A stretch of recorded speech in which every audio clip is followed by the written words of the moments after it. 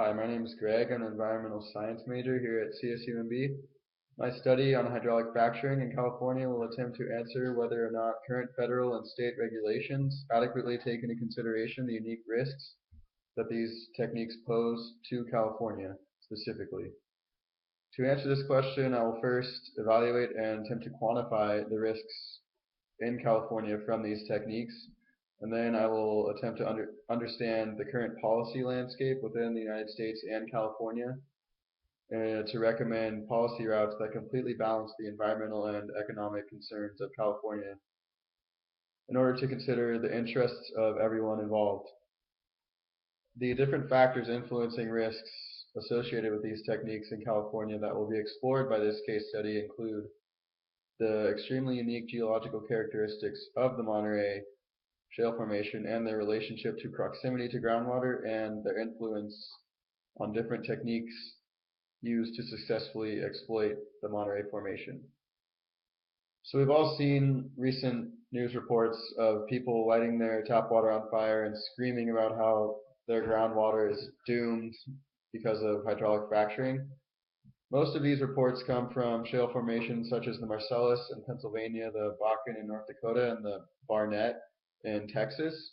These are all natural gas producing shale formations composed of carbonate materials with relatively predictable geologies that are approximately 350 to 390 million years old, whose low permeabilities respond well to hydraulic fracturing in order to recover the natural gas within. However, in order to correctly evaluate the situation in California, it's extremely important to realize the huge differences between these shale formations and the Monterey Shale Formation in California. The Monterey Shale Formation is much younger, about 25 million years old, with immensely varying geologic characteristics due to the unique climatic, oceanic, and tectonic history of California. Given the different geologies between the shale formations throughout the United States, different techniques will also be used to exploit the Monterey Shale Formation as opposed to other shale formations. Aside from fracking, one of the major techniques used in California is called acidization, where hydrochloric or hydrofluoric acid is injected into the well to improve permeability of the formation.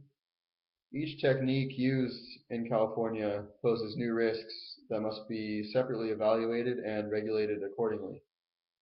Because the Monterey Formation is in such a developmental stage in regards to its further exploitation, there has been very few studies performed on the effects of these techniques, taking into consideration the unique situation of California. So this lack of data creates problems in quantifying the risks involved. Policy-wise in California, the Public Resources Code delegates regulation of oil and gas drilling to the Department of Conservation's Division on Oil, Gas, and Geothermal Resources, otherwise known as DOGGR. Until recently, they have not exercised this authority to regulate hydraulic fracturing and other techniques.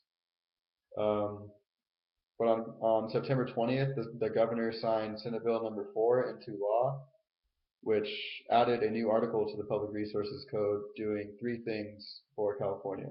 First, it mandated that DOGGR, along with other state agencies, create and enact regulations regarding well stimulation by January of 2015.